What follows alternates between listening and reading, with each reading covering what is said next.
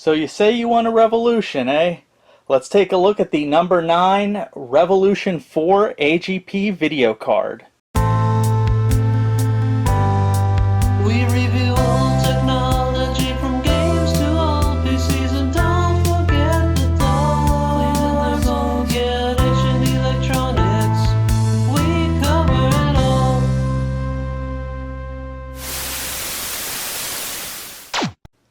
So the machine we'll be testing this card in is our good old Super Socket 7 build. I did a video on this not very long ago at all. This is the one that has it's the AT motherboard, but it has the 2 megabytes of L2 cache. I haven't changed anything with this machine yet. It still has that 333 megahertz K6-3 in there. When we did the video, I had an Intel i7-40 in there. That card is actually kind of the contemporary of this guy here. I think it came out like a little bit earlier than this, but it is its contemporary. I believe that card is quite a bit, maybe not quite a bit, we'll see. That card performs probably worse than this card, but I thought it would be a good, it's a good something. We have like the specs for that card, so now we can put the Revolution 4 up against it and see how it goes. I would like to add, at the end of the video I did on this Super Socket 7 build, I asked if we should push this thing more to its limits. I am going to do that. I had a few people that actually said, yeah, let's do it. Let's push this thing a little further. So that video is going to be in the works after this video. But for testing the Revolution 4 card, I didn't want to change anything with this build. So if you actually want to watch that video, if I remember, I'll put a card up in the corner and a link in the description if I remember to do that during editing and uploading. But check that video out if you're curious about this machine. It should be a few videos back from this video, 2 or 3 maybe, depending. And yeah, it's interesting. We go over this machine and the motherboard and the build, and it's a nice video. People seem to like it. People love Super Socket 7 for whatever reason. People really love it. So anyways, didn't change this machine at all. We're just going to pull the i7-40. We're going to install the Revolution 4. And we're just going to see how it performs. This is going to be a really straightforward video. So take a look at the build here real quick. Take a look at the video card, and then we're going to get right into it. And here is the card in question. This is the Revolution 4 card from number 9, and it came out in 1998. And it was kind of a mid-market competitor. It competed with cards like the G200 from Matrix and maybe like the Voodoo 2, the original TNT kind of card. It's kind of a mid-range card. This is the 32 megabyte version, I believe. There's memory chips on the back. There were versions of this card that had, I believe, as low as 16 megabytes. So yeah, this card is never talked about. I've never heard of anyone where this card was their choice in a retro machine, although, on the other hand, I've never really heard bad things about this card. So I know very little about this card. I've never really used it.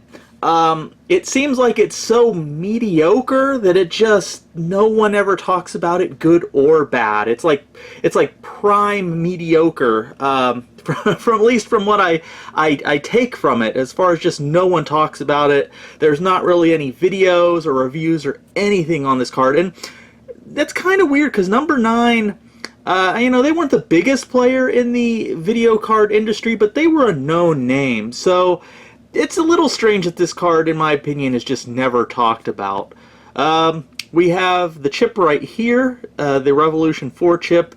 There's no heatsink. I don't think I've ever seen one of these cards with a heatsink, so I don't believe it requires heatsink. Standard analog VGA output. Now, there is an interesting little jumper right here to enable or disable VGA. I believe that was because there were versions of this card, as you can see right here, that had a sort of, I believe it was like a proprietary DVI sort of output. It was really aimed for the LCD monitors, which were kind of like newer at the time this card came out. I don't think, like I said, I don't think it was standard DVI. I think it was some kind of proprietary digital video out. and I suppose that's what this jumper would have been for, I guess, if you had that connector on here. Other than that, it's not a very remarkable card. There's not a whole lot on it. Not super interesting. I do like how it just has the big Revolution 4 up there. But other than that, not much to say about this card. AGP, of course, I don't know. I think it's just AGP times 2. I could be wrong on that, though. But yeah, this will make an interesting card to put up against our Intel i740 that was in the machine that we'll be putting this in prior. I suspect this should be a better card. This should be a more capable and faster card than the i740, but we shall see. Yeah, let's install the number 9 Revolution 4. Okay, first things first, we have the card installed, hooked up. So let's see if it even displays. So, will it display? No beeps, but oh, there it goes. Turn green. That's good. I was getting a little bit worried, to be honest.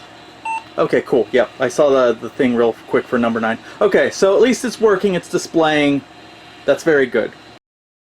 Alright, so first things first, let's run Everest here. And as we can see here, the Revolution 4 is detected, and we can confirm 32 megabytes of memory. And then go in, there's some more info. Now the thing is, on this GPU slide, there's nothing. There's no information. Now with the i740 and pretty much every other card I've ever tried, there is a plethora of information in there, but for whatever reason, nothing with this card. So here's the drivers, the Hawkeye drivers, pretty robust drivers. I used the latest drivers I could find, and here's some more info here. We get the BIOS revision and BIOS date, and then the driver version number right there in case you are interested. A lot of different options here. I don't usually really go too deep into these drivers when I do these videos here. There's a nice little option menu where there's all kind of little option boxes you can check and uncheck. So pretty robust drivers. I've seen some other cards that had some pretty bare bones drivers, and these ones were decent. Alright, so let's move on and test the benchmark Final Reality. Now, if we remember, or if you've seen the previous video, with the Intel i740, Final Reality didn't even detect that card. It was not detected, and it only allowed us to run the benchmark in software mode. Final Reality does detect the Revolution 4 without issue, and does give us the option to run it in Direct 3D Accelerator mode.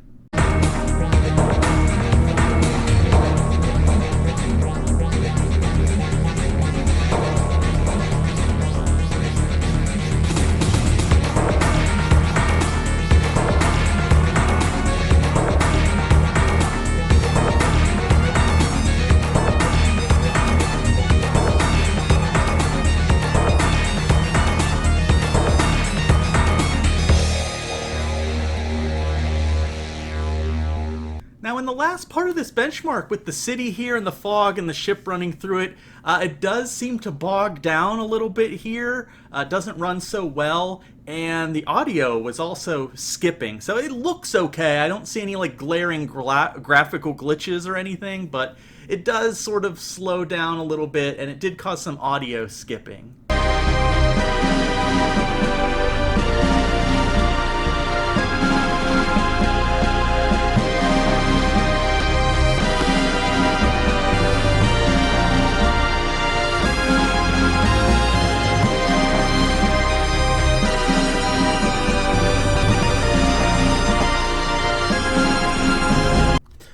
I thought maybe the issue was because I was running the card in 32-bit color, so I switched it to 16-bit color, and the benchmark ran pretty much exactly the same, with the same issues with the skipping and the sluggishness in the last part of it.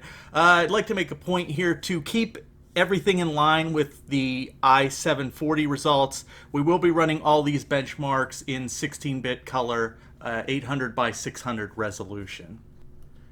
All right, so running 3D Mark 99, actually we got worse results than with the i740. So with the Intel i740, when I ran this benchmark, I got 1,589 marks after the benchmark. And with the Revolution 4, I got 1,195. So a noticeable difference there with the score. Unfortunately for the 3D Mark 2000, the benchmark pretty much crashed every time at the end before the results would come up. So I have no idea what it scored. Maybe it logs that somewhere. I couldn't find it. I can tell you with the i740, I was getting like 890 marks at the end of it, but like I said, it just crashed at the end every time when I would run it with the Revolution 4. Forsaken run roughly the same as it did on the i740. It stayed, between like the 30s and the 40s FPS. Perfectly playable, no graphical glitches or errors. But, roughly on par with the i740, if not a little slower, actually, but nothing that you would really notice. Shield.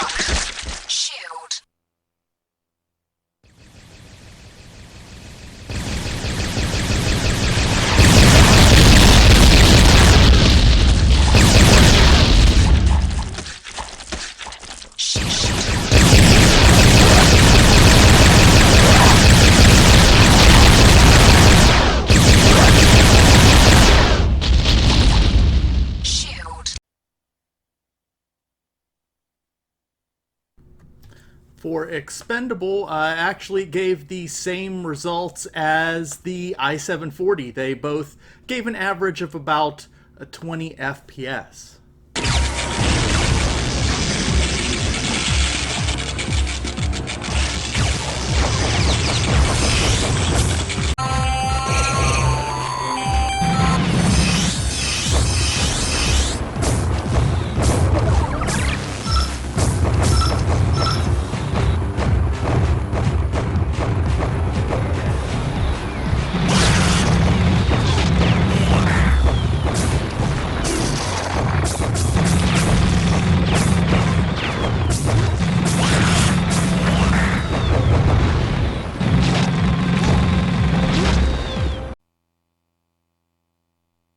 Alright, so here is Unreal playing here. So two things. First of all, I'm here in editing and I notice that the left side of the screen has been cut off a little bit.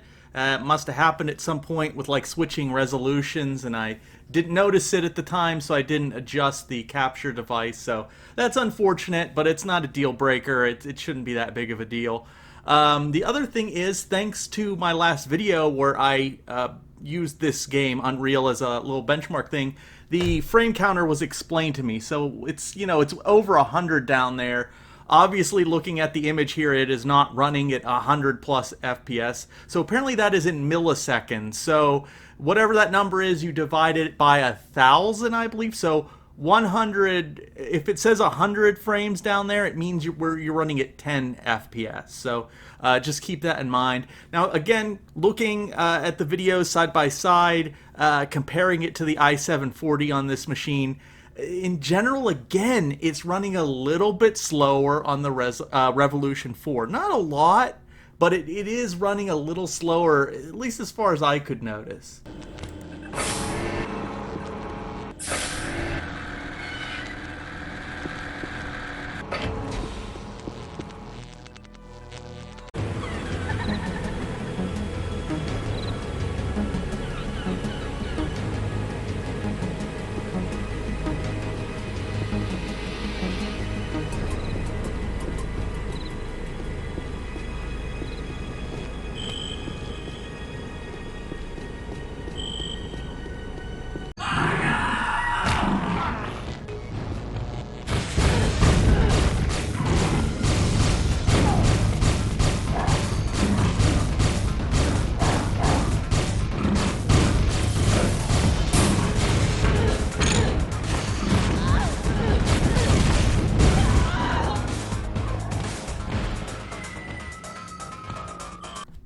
Now, I tried to run Quake 3 to benchmark it against the i740, and unfortunately it would not run, because Unfortunately, the Revolution 4 apparently does not do OpenGL. It can probably, you can probably get around that issue, I think, with like wrappers and, you know, maybe patches or something like that. Definitely, I believe there's wrappers out there for it. I'm only testing the card out of the box without adding like extra stuff like wrappers and stuff. So yeah, that sucks. It just doesn't work without a workaround. And like the i740, Unreal Tournament, despite having support for Direct 3D, supposedly, also didn't work on this card. Now, it didn't work on the i740 either, but it also didn't work on the Revolution 4. I thought it was going to work. It seemed like it was going to, but it went to black and then it just crashed out, and it just does not run with Unreal Tournament either.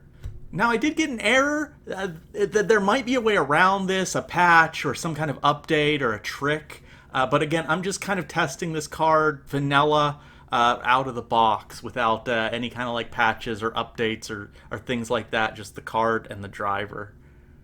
All right, another staple on this channel here for testing, Shogo Mobile Armor Division worked just fine. It looked pretty good.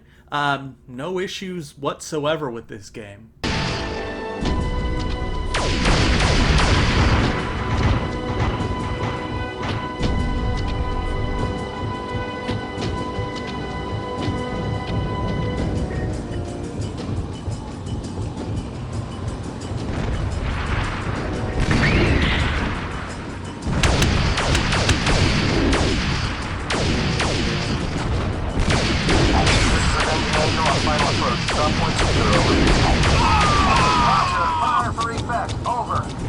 The only issue that might be an issue is the lighting around like the afterburners there, I guess. It looks a little odd to me, but off the top of my head, I can't remember if that's how it's supposed to look or not. But it did look a little strange to my eyes, but maybe I'm just misremembering.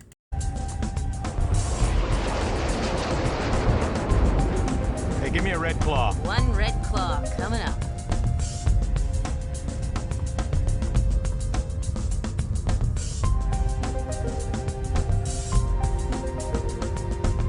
He said his navcom went down? Yeah, he tells me he was drifting in space the whole time, and that's why he didn't. Right, officer?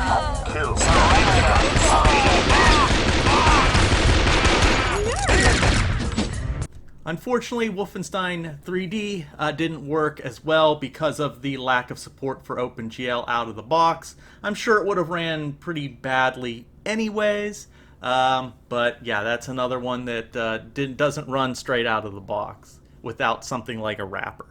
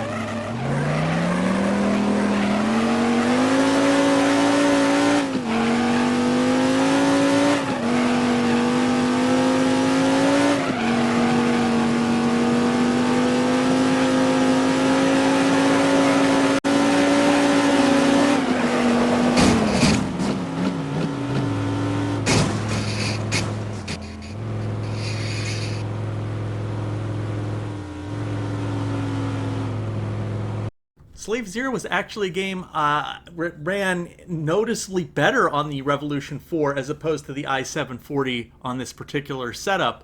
I had to lower the resolution when I played this game with the i740, but it played at 800 by 600 16-bit colors pretty okay here on the Revolution 4. I don't know why it played better on this card. Maybe this game uses some features that the Revolutionary, or I want to call it the Revolutionary 4, that the Revolution 4 does that maybe the i740 didn't support or didn't do well. I don't know. Maybe it's more memory on the card. But yeah, this game does seem to play better on the Revolution 4 on this setup. Now, it wouldn't be my first choice of card. It is not silky smooth, but it is playable compared to the i740.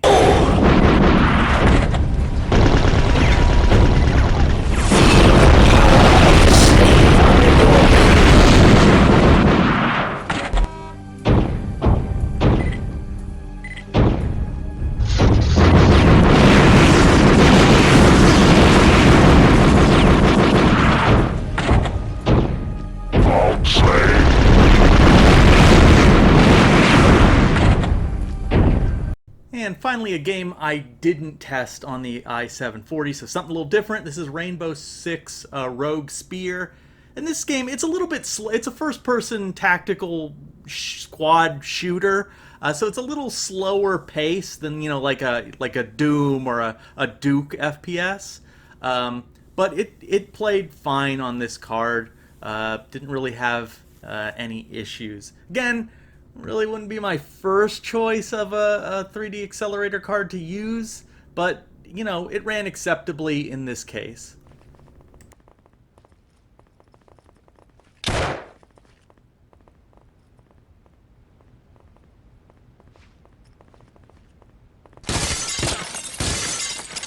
Come with me. Am I safe now?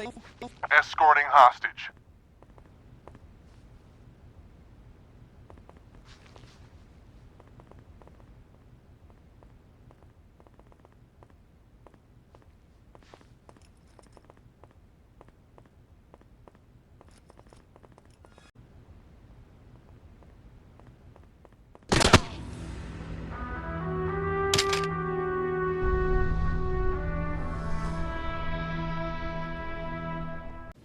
So that was our look at the Revolution 4 from number 9.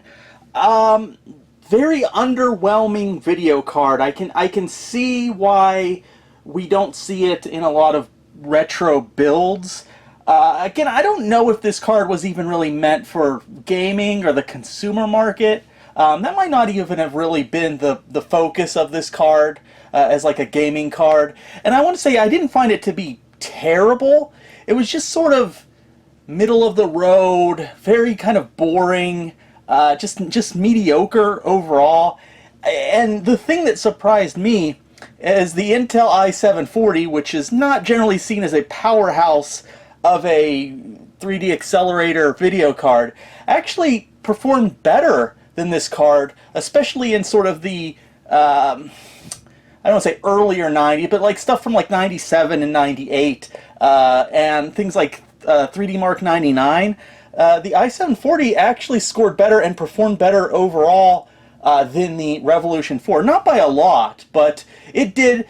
And I don't know what's going into play there, if that's just how it is, or perhaps there's certain like driver optimizations going on and things like that. CPU bottleneck. Again, this is all pretty period correct. I think this came out a little after the I think this and the i740 both came out in 98. This one might have been a few months later, give or take. I'm not sure, but everything is pretty much contemporary with each other. So yeah, I don't know. It was a pretty underwhelming card overall.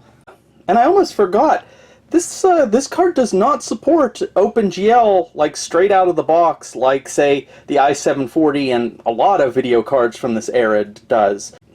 Of course, there's ways around that. There's probably like patches for certain games. You could use something like a wrapper, things like that to get the games to work on this card. But you know, that's still something extra you have to do. So that definitely is one little like mark against this card, whereas, you know, again, other cards like the i740, stuff just worked out of the box, didn't have to do anything. Now, performance did seem to improve, at least over the i740, with some of the later games. For instance, Power Slave actually I think played a little bit better on the Revolution 4, especially at 800 by 616 colors. It was actually playable on the Revolution, where it really wasn't that playable on the i740. So maybe a little bit later game from like 99, 2000 at slightly higher resolutions, maybe the Revolution has an advantage. Maybe that's because of the more memory it has on board. Maybe that's just because it supports some more advanced features, or maybe just driver optimizations. I'm not sure. We do video card reviews here, but they're very surface level. I'm not on the level as, say, Pixel Pipes when it comes to these video graphics card reviews. So maybe someone in the comments can enlighten us a little bit. But overall, pretty disappointing video card. I really wouldn't recommend running this guy in in a retro build. It does seem to support 8-bit palletized textures, which is something in its favor. I didn't test it to see if it supported fog tables or anything like that. But yeah, pretty meh card. Like I said, I see why it's not really popular in retro gaming and not really talked about, but there it is. So if any of you guys have any extra info you would like to add about this card, did you use this card back in the day? What's your experience with it? Let me know in the comments, and thank you for watching, and I'll see you in the next video.